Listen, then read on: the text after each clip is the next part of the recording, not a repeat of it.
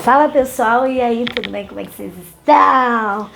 Bem-vindo ao meu canal aqui, onde a gente fala sobre vários papos, mais sobre desenvolvimento pessoal também, porque eu acho que é mais eu na minha jornada compartilhando para vocês, não só o meu desenvolvimento pessoal, mas também espiritual e tudo que eu aprendi, Eu passei por muitas coisas. E eu acho que não sou expert em nada, mas certamente tem algumas coisas para compartilhar, Porque eu acho que é isso, Eu acho que a vida é esse compartilhamento, Que é bacana e legal da gente estar fazendo. Então hoje eu quero falar sobre um assuntinho, Que algumas pessoas me perguntam, Então tem aqui no canal pessoas que já me conhecem, então sabe, um pouco mais de perto. Para quem não me conhece, prazer, eu sou a Tayane. E falar um pouco sobre o tarô, Olha só, tá vendo aqui? Na verdade, quando que eu comecei a estudar tarô e por quê, E tudo mais, toda essa trajetória, embora tenha toda uma coisa, assim, tem gente que fica com medo, meio assustada, não sei. Eu acho engraçado, Na verdade, eu já falei em um vídeo sobre ele, eu não vou ficar falando o que é o tarô, mas o que o tarô representa para mim. Então, primeiro que eu acho que é interessante da gente falar é que todas essas formas, que os oráculos, vamos colocar assim, cada cultura tem o seu oráculo, embora a maioria das culturas antigas, são as que ainda permeiam e ainda possuem essas formas de oráculo. O tarô é um oráculo, mas existem vários e nem todos utilizam cartas. A tradição, do tarô, geralmente, se você vai pegar um tarô que vai seguir essa linha do clássico do Rider-Waite, vão ser tarôs esotéricos, então, geralmente de escolas esotéricas, porque antigamente nessas escolas, quando você se associava e entrava, e gente, vamos desmistificar também esse negócio de se associar a uma escola, não é difícil, tá? Você entrar, você estudar, basta você querer. Porque as pessoas gostam de mistificar muitas coisas. Hoje em dia não existe mistério nenhum. Se de repente já existiu, porque era interessante para se manter uma fraternidade, nem todas são fraternidades, enfim. Então, para você estudar esoterismo, Então, antigamente nessas escolas, eles pediam que os iniciados fizessem o seu próprio tarô. Que era o sistema, porque aí é que tá, o tarô, ele conversa com você, Ele conversa com o seu inconsciente, ele conversa com você. Pode ser, que a gente, na verdade, quando a gente faz uma leitura para outra pessoa, ou quando a gente faz uma leitura coletiva de canalização através do tarô, por exemplo, você faz uma leitura com base no acesso de informações que você consegue a partir desse inconsciente coletivo. Então pode ser que venha, Ou o que algumas pessoas ou alguns espíritas gostam até mesmo de falar sobre... não é de linhas de lei, eu tô com linhas de lei na cabeça, mas isso é outra coisa. Sobre informações acásticas, Então, se você quiser pesquisar sobre informações acásticas, tem interesse nesse universo mais espiritual e tudo mais, é bacana, é interessante. Então, enfim, voltando aqui, e todo mundo pode ter acesso a essas informações acásticas, outros mais do que outros, enfim. Mas, de qualquer maneira, esses oráculos, e o tarô é um deles, mas existem vários outros, como, por exemplo, na tradição dos ciganos, as borras de café, bolas de cristais, o povo cigano desenvolveu essa arte com base também nas suas próprias necessidades, Porque o povo cigano é um povo nômade, um povo saído, um povo da Índia, Ninguém sabia de onde os ciganos vinham, Acreditava-se que eles vinham do Egito, mas depois de estudos recentes viram que não, que provavelmente eles são uma casta desertora do sistema de casta do norte lá da Índia e se espalharam e pulverizaram principalmente por toda a Europa. E até hoje, né, os ciganos são um grupo muito discriminado, muito à margem da sociedade, isso no contexto europeu, né? E para ganhar dinheiro, eles desenvolveram diversas artimanhas, e uma delas foi os oráculos, né? Foi a leitura de mão, de bola de cristal, disso e daquilo. E na verdade o que acabou acontecendo, porque eles também são um povo que são muito vinculados com a arte, com a música, com a dança principalmente, né? Que acabou acontecendo que eles aprimoravam essa técnica tanto a um nível que se tornou uma arte. E aí é que tá, gente. Isso você vai encontrar oráculos na China, você vai sem estigmatizações, né? Porque eu acho que também veio por causa dessa questão da cultura cigana e toda a discriminação que já existe na Europa também, essa vinculação ao charlatanismo e tudo mais. Enfim, embora a gente tenha que respeitar, né, as opiniões das pessoas, quem não quiser se meter, que não se meta e ponto. Só que a gente tem que tomar cuidado para não queimar a língua quando a gente fala uma coisa que a gente não sabe, ainda mais quando a gente está lidando com espiritualidade. Gente, tive que ligar o ventilador porque eu não tava aguentando. E a gente tá no verão, né? Então não tem como. Então, isso tem na China, o I Ching, né? Eu não conheço o I Ching, mas já ouvi falar, já vi alguma coisa ou outra. Na Índia tem as folhas de Nadi, mas também tem a própria astrologia ayurvédica. Eu já tive contato com a astrologia ayurvédica também, é interessantíssimo. Gente, a astrologia ayurvédica fala do teu DNA, uma coisa impressionante, um sistema que é altamente numérico, né? Por isso que dizem, né, que os indianos são foda em matemática. tem esse estereótipo assim, mas cara, realmente, porque a própria astrologia indiana, ela é muito numérica, é muito difícil, né? Então eu me aproximei só pra, quando eu vi que o negócio era bravo, vou pular fora que não dá não. Nós temos a própria astrologia também, que é possível também você prever, porque o céu ele muda, né? Então o posicionamento dos astros, o posicionamento dos planetas mudam. Isso veio lá desde os sumérios. Então cada povo tem, né, os seus sistemas oraculares. Nós temos as runas, né, dos povos celtas também. O mapa orgânico também, que são as leituras das árvores, da terra. Então é interessante, né, que a astrologia ela está interessada no céu, né, o Ogã já está interessada na terra. Enfim, cada povo fez a sua arte de divinação. E por que eu tô colocando? A gente também tem os búzios, né? Aí a gente vem para essa coisa mais na África, enfim, várias coisas também. E aqui no Brasil, enfim.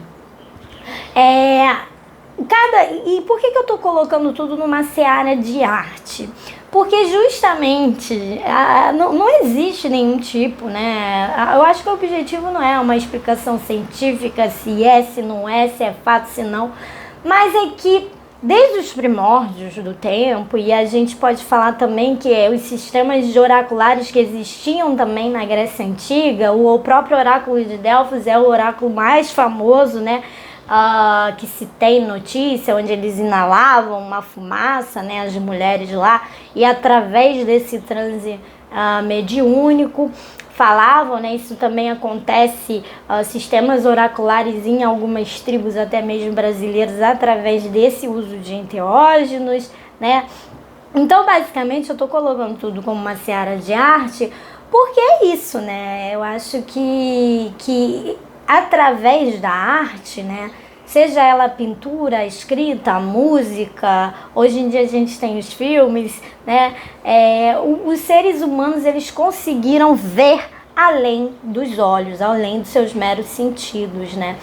Então, né, acredita-se muito, né, que essa forma de contato, seja lá, gente, se é inconsciente, se é para quem quer usar, né, porque o único que estudou isso foi Jung, então quer estudar em se é inconsciente coletivo, se é o que é, ou se não, se é se é um espírito, ou se são um mundo espiritual, ou se é um mundo espiritual ou não, seja lá o que for, os seres humanos sempre utilizaram desses recursos, né, em termos culturais, para tentar receber sinais lá do futuro, mas não só do futuro, né, porque os sistemas oraculares, eles falam do futuro? Não, eles não necessariamente falam do futuro. Pode falar do presente, pode falar do passado, né? A gente não sabe quando vai abrir, que tipo de energia, né, vai ter. Então, basicamente, quando você entrava numa escola esotérica, que as escolas você também estuda a psicologia, você também estuda magia, alta magia, esse tipo de coisa. Ou seja, você também estuda tanto um pouco da ciência quanto um pouco da espiritualidade, embora essas coisas tenham suas encrencas e suas contradições, claro, certamente, né? Eu acho saudável que tenha, sim. Quando você, né, eles falaram que você tinha que criar um sistema de tarô que conversasse com você. É um sistema oracular que conversasse com você. Tanto que, por exemplo, né, por mais que eu leia a carta, eu ainda tenho dificuldade, é por isso que eu não faço, porque eu também não me sinto autorizada ainda a fazer. No dia que eu receber uma intuição muito forte, assim, uma mensagem diretamente por sonho, seja lá o que for, aí eu vou saber que realmente, ou não sei. Quando é para acontecer, acontece, que eu sei que eu tenho uma intuição muito forte nesse sentido. Mas independente do que for, quando a clarividência ou a vidência, né, que as pessoas falam vidência, eu vou falar vidência, porque clarividência geralmente é você ver, nem sempre você vê, mas vamos falar sobre a vidência, ela também é uma coisa carregada, né, dentro de uma ancestralidade, dentro de famílias, né? Então então mesmo que eu não abra um tarô, um oráculo, eu já tenho isso. Então eu falo coisas às vezes que me vêm, que simplesmente quando eu vejo é batata, bate, e isso tem se intensificado muito por conta de processos individuais que eu venho passando, que foram muito fortes, e isso é bem difícil, né? É uma coisa muito difícil, não é uma coisa fácil. Então, assim, que eu quero, não sei o que. Eu não sei, não é um plug que você liga e desliga, sabe? Simplesmente vem, acontece, né? E todo mundo tem essa capacidade. Tem gente que tem mais capacidades psíquicas do que outra. O próprio mapa astral da pessoa pode também indicar isso. Por exemplo, em signos de água, eles tendem a ser mais intuitivos. Agora, se todas as pessoas de signo de água, você não. Aí depende do mapa astral, assim como os signos de fogo têm facilidade de acesso espiritual, enfim, entre outras coisas. Então, e os signos de terra, por sua vez, vão ter mais dificuldade, mas aí tem que olhar o mapa, porque às vezes a pessoa tem muito ar, tem muita água no mapa astral, e isso pode favorecer ela também. Principalmente, assim, existem alguns planetas estratégicos, que eu não me lembro agora, não sei se é Plutão. Não sei, existem alguns planetas, alguns posicionamentos de planetas estratégicos que falam sobre espiritualidade. Então, se tiver, dependendo do signo que tem ali, aí pode dar uma facilidade para a pessoa também de acessar, né, essas coisas, essas informações. Então, para mim é bem engraçado, porque, tipo assim, eu tenho Saturno em Peixes, né? E Saturno é um signo, é um planeta que todo mundo morre de medo, né? Porque Saturno geralmente são as cobranças, né? Cobranças kármicas, até falam também de cobranças kármicas. Saturno, né, é a energia, né, do pai, que seria o pai da astrologia, seria Saturno, que seria como a gente vê o nosso pai. E o meu Saturno é em Peixes. Então eu tenho essa questão de buscar sempre alguma filosofia, alguma doutrina, alguma coisa que me dê para me seguir, sabe? Então eu acho que Peixes também é essa energia que a gente tem de transição, né? Porque o peixe ele nada nas águas do inconsciente, né? Então eu sempre tive esses interesses por esses assuntos metafísicos, por essas coisas, até mesmo pela morte.